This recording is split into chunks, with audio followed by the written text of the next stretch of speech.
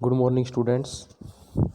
आज हम BA first year के ज्योग्राफी के फर्स्ट पेपर फिजिकल ज्योग्राफी का अध्ययन करेंगे, जिसमें हमारा आज का जो टॉपिक है वो है वायुमंडल, एटमॉस्फेयर।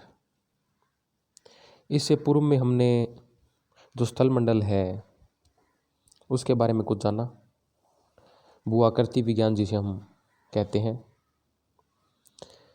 अब वायुमंडल जो है इसके बारे में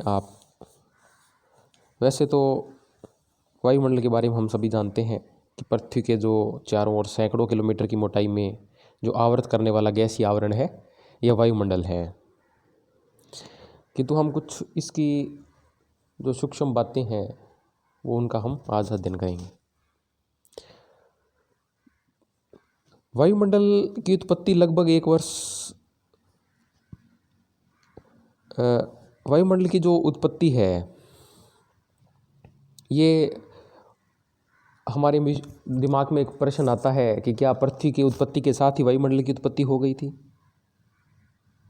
नहीं। क्योंकि जब पृथ्वी की उत्पत्ति हुई तो पृथ्वी एक गैस विहीन अर्थात जो गर्म लावा है उसके समान थी। फिर धीरे धीरे यह ठोस हुई, इसमें डी गैसिंग की प्रक्रिया हुई, जिससे कि पृथ्वी का जो अंदर है उसमें जो भारी पदार्थ हैं, भारी तत्व हैं, वो इसको सेंटर की ओर आए और जो हल्के तत्व हैं वो बाहर की ओर आए। जैसे एग्जाम्पल फॉर हाइड्रोजन है, हीलियम है, ये हल्के तत्व हैं तो ये पृथ्वी से काफ़ी ऊंचाई तक विस्तृत हैं। और लोहा, निकल, ये भारी तत्व हैं तो ये पृथ्वी के केंद्र की ओर इकट्ठे हुए। अतः वायुमंडल का निर्माण धीरे धीरे हुआ। यह अपनी वर्तमान जो अवस्था है आज से लगभग 58 करोड़ वर्ष पूर्व आया होगा। यह वायुमंडल अनेक प्रकार की गैसों का मिश्रण है और पृथ्वी की गुरुत्वाकर्षण जो शक्ति है उसके कारण ही इससे बंधा हुआ है। यदि गुरुत्वाकर्षण शक्ति न होती तो इस जीवनदायी वायुमंडल की कल्पना भी नहीं की जा सकती थी, और वर्तमान में तो यह वायुमंडल का एक अभिन्न अंग ही बन गया है। वायुमंडल का जो सबसे महत्वपूर्ण योगदान तो यह है कि आज इसकी उपस्थिति के कारण ही हमारी पृथ्वी सस्य श्यामला, सुरफा सुफला बनी हुई है। नहीं तो सौरमंडल के जो अन्य ग्रह हैं उनके समान ये भी एक वीरान ग्रह होता अगर यहाँ पर वायुमंडल नहीं होता तो। जिस तरह चंद्रमा, जिस पर वायुमंडल का पूर्णतः अभाव पाया जाता है, यह भी एकदम निर्जर और वीरान होती। वायुमंडल के अभाव में चंद्रमा पर दिन के समय का जहाँ तापमान 100 डिग्री सेंटीग्रेड तक पहुँच जाता है, वहीं रात में यह कम होकर -100 डिग्री सेंटीग्रेड पर आ जाता है। इतने अधिक तापांतर पर जीवन की कल्पना भी नहीं की जा सकती है। भूमंडल के चतुर्दिक गैसों के इस विशाल आवरण को इसके वायवीय स्वरूप के कारण ही वायुमंडल कहा जाता है। इसमें यांत्रिक रूप से सम्मिश्रित अनेक प्रकार की गैसें पाई जाती हैं, जिनमें nitrogen, oxygen, carbon dioxide, argon, hydrogen, helium, neon, krypton, xenon तथा ओजोन मुख्य हैं। इतना अवश्य है कि धरातल के समीपवर्ती भाग में नाइट्रोजन एवं ऑक्सीजन ही प्रमुखता से मिलती है। संपूर्ण वायुमंडलीय आयतन का लगभग 99% भाग इन्हीं से निर्मित है। अब हम यहाँ देखें कि मैक्सिमम से जो मिनिमम तक हमें एक अगर मुख्य गैसों का संगठन देखें वायुमंडल में, तो पहला स्थान है नाइट्रोजन। नाइट्रोजन है 78.03%। फिर है अपनी जीवनदायी गैस ऑक्सीजन, यह है 20.99%।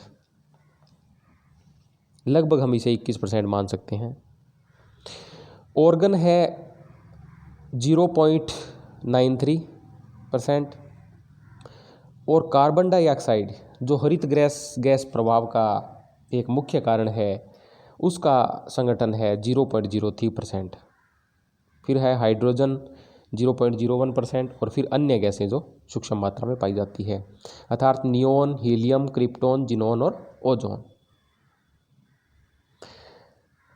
यहाँ हम देखें तो पहले भी आपको बताया था कि जो भारी तत्व या गैसें हैं वो वायुमंडल में निचले स्तर में और हल्के ऊपरी स्तर पर पाए जाते हैं। जैसे फॉर एग्जांपल वायुमंडल के निचले स्तर पर भारी कार्बन डाइऑक्साइड है वो 20 किलोमीटर तक, ऑक्सीजन एवं जो नाइट्रोजन है वो 100 किलोमीटर तक, तथा हाइड्रोजन है 125 किलोमीटर की ऊंचाई तक पाई जाते हैं। जबकि नियोन, क्रिप्टॉन, हीलियम और जैसी हल्की एवं निष्क्रिय जो गैसें हैं वो और भी अधिक ऊंचाई पर तक पाई जाती हैं। अतः हमने एक मोटा इसका एक रूप आपने अध्ययन किया। अब हम कुछ इसकी जो टर्म्स आएंगी आपके उसका हम अध्ययन करते हैं। जैसे जलवाष्प। अब यहाँ मैं एक पंक्ति के द्वारा आपको जलवाष्प के बारे में बताता हूँ कि अगर जलवाष्प नहीं है तो हम व्यक्ति जीवित नहीं रह सकता। अगर बिल्कुल भी मात्रा में जलवाष्प नहीं होगी पृथ्वी पर, क्योंकि नमी अगर होती है तभी हम सांस लेते हैं, तो कुछ नमी हमारे साथ उन सांसों के अंदर भी जाती है जिससे कि व्यक्ति जीवित रह पाता है।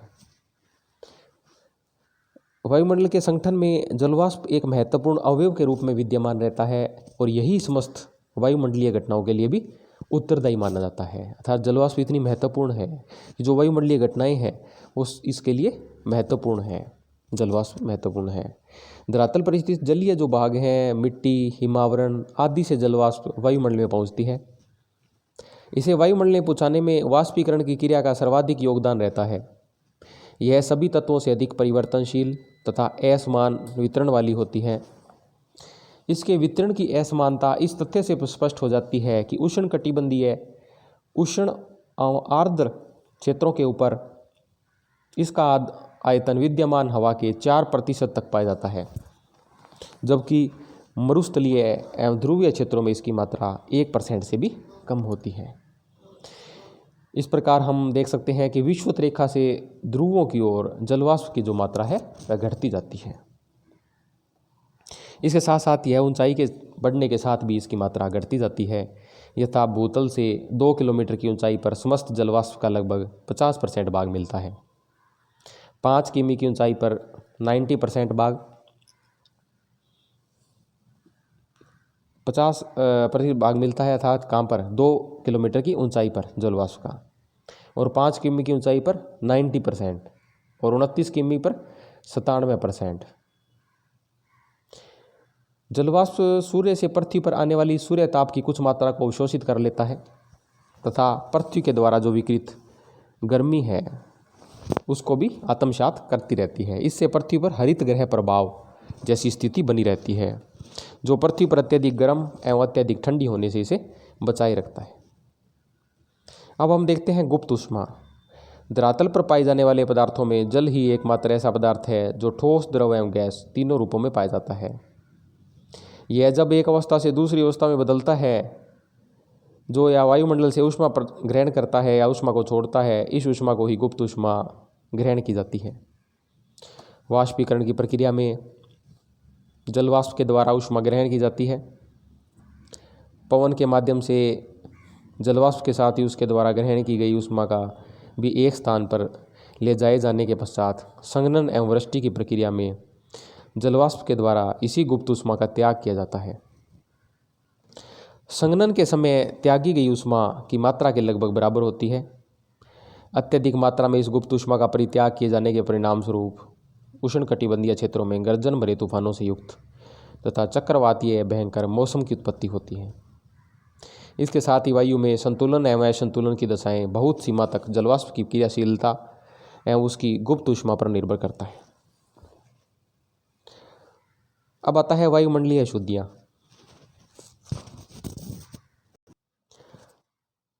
वायुमंडल में जलवाष्प एवं गैसों के अतिरिक्त सूक्ष्म ठोस कणों की उपस्थिति भी ज्ञात की गई है। इन्हें वायुमंडलीय अशुद्धियों के रूप में जाना जाता है। इसका सबसे प्रमुख कारण है जो सूर्य से आने वाली किरणों के प्रकीर्णन के रूप में होता है, जिससे आकाश का नीला रंग और सूर्योदय एवं सूर्यास्त के समय गोधूली बेला में आसमान के नयनाभिराम रंग हमें दृष्टिगोचर होते हैं। इन सूक्ष्म कणों के वायुमंडल में जलवाष्प एवं गैसों के अतिरिक्त सूक्ष्म ठोस कणों की उपस्थिति भी ज्ञात की गई है। इन्हें वायुमंडलीय अशुद्धियों के रूप में जाना जाता है और ये अनेक वायुमंडलीय घटनाओं के लिए भी उत्तरदायी होती हैं। इनका सबसे प्रमुख कार्य सूर्य से आने वाली किरणों के प्रकीर्णन के रूप में होता है, जिसके कारण आकाश का नीला रंग सूर्योदय एवं सूर्यास्त के समय तथा गोधूली बेला में आसमान के नयनाभिराम रंग हमें दृष्टिगोचर होते हैं। इन सूक्ष्म कणों के वायुमंडल में पहुंचने के अनेक स्रोत हैं। ये है पहला समुद्री नमक, सूक्ष्म मिट्टी, धुआं, राख, पराग, धूल, ज्वालामुखी उद्गार तथा उल्कापात के द्वारा उत्पन्न होकर वायुमंडल में विद्यमान रहते हैं, किंतु संवहन धाराएं इन्हें अधिक ऊंचाइयों तक भी ले जाती हैं। ध्रुवीय एवं विषुवतीय प्रदेशों की अपेक्षा उपोष्ण एवं शीतोष्ण कटिबंधीय क्षेत्रों में इन्हें अधिक मात्रा विद्यमान रहती है। शुष्क एवं तेज पवन वाले मौसम में इनकी अधिक मात्रा वायुमंडल में पहुंचती है। नमक तथा धुएं के कण आर्द्रताग्राही नाभिकों का भी कार्य करते हैं और इन पर वायुमंडलीय जलवाष्प के संघनन की क्रिया तेजी से संपन्न हो जाती है, जिससे बादल, कोहरा आदि का निर्माण होता है। वायुमंडल का स्तरीकरण या संरचना। वायुमंडल में वायु एवं गैसों की अनेक संकेंद्रित परतें में विद्यमान है, जो घनत्व, तापमान एवं स्वभाव की दृष्टि से एक दूसरे से पूर्णतः भिन्न है। यद्यपि वायुमंडल में वायु का जो घनत्व है धरातल पर सर्वाधिक रहता है, किंतु यह ऊपर की ओर घटता जाता है। सामान्यतः वायुमंडल का नीचे से ऊपर की ओर जो 5 मंडल या स्तर में विभाजन किया गया है वो है, पहला क्षोभ मंडल, दूसरा है समताप मंडल, तीसरा है मध्य मंडल, चौथा है आयन मंडल और पांचवा है बाह्य मंडल। तो सर्वप्रथम हम देखते हैं क्षोभ मंडल। धरातल से जो सटा हुआ इसके समीपी जो भाग है, सबसे निचला भाग है क्षोभ मंडल। इसे परिवर्तन मंडल भी कहते हैं, संवहन मंडल भी कहते हैं। इसी मंडल में जो है वायुमंडल की सबसे महत्वपूर्ण घटनाएं घटित होती हैं। इसकी प्रमुख विशेषता है कि इसमें धरातल से ऊपर जाने पर प्रति 1000 फीट की ऊंचाई पर तापमान में 3.6 मीटर पर अर्थात 1 डिग्री सेल्सियस की गिरावट आ जाती है। यही वायुमंडल तापमान में गिरावट की सामान्य ह्रास दर या सामान्य ताप पतन दर भी कहलाता है। अर्थात क्षोभ मंडल में ऊंचाई पर जाने पर वायुमंडल में तापमान कम होता है। इस मंडल में जलवाष्प और धूल के कणों की अत्यधिक मात्रा के विद्यमान रहने के कारण वायुमंडल के गर्म एवं शीतल रहने की विकिरण, संचालन तथा संवहन की क्रियाएं संपन्न होती है और संवहनी धाराएं तथा विक्षोभ का भी आविर्भाव होता है। प्राय सभी वायुमंडलीय प्रक्रियाएं जिनसे जलवायु तथा मौसमी दशाओं में परिवर्तन होते हैं भी इसी मंडल में घटित होते हैं। अतः इसे सर्वाधिक महत्वपूर्ण मंडल माना जाता है। इसमें तीव्र पवन के झोंकों के कारण वायुयान चालक अपने वायुयान उड़ाना पसंद नहीं करते और इससे ऊपर जो समताप मंडल है उसमें उड़ाते हैं। इस मंडल की ऊंचाई में विभिन्नता पाई जाती है। ध्रुवीय क्षेत्रों में जहां इस मंडल की ऊपरी सीमा 6 से लेकर 8 किलोमीटर होती है, तो वहीं भूमध्य रेखीय क्षेत्रों में 18 किलोमीटर तक इसकी ऊंचाई का विस्तार मिलता है। भूमध्य रेखा के ऊपर क्षोभ मंडल की मोटाई सर्वाधिक होती है, क्योंकि तेज धाराएं धरातल की ऊंचाई तक इसे ले जाती हैं, क्योंकि तेज धाराएं धरातल की ऊष्मा को अधिक ऊपर तक ले जाती हैं।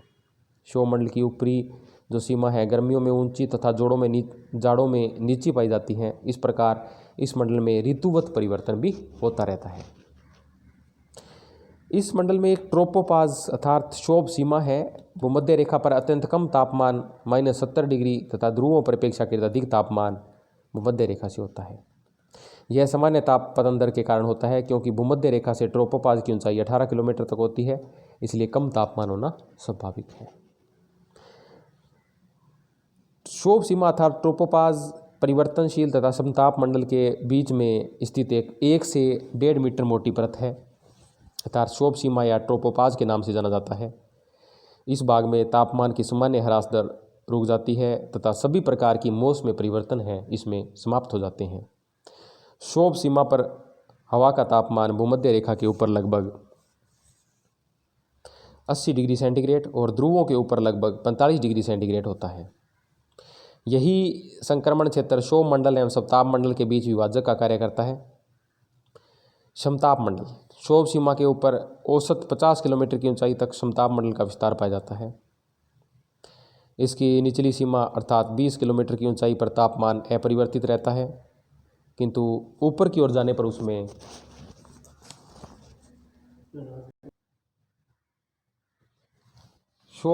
अब आपको बताया कि क्षोभ सीमा पर हवा का जो तापमान है भूमध्य रेखा के ऊपर लगभग 80 डिग्री सेंटीग्रेड और ध्रुवों के ऊपर लगभग 45 डिग्री सेंटीग्रेड होता है। यही संक्रमण जो क्षेत्र है वो क्षोभ मंडल और सप्ताह मंडल को अलग करता है।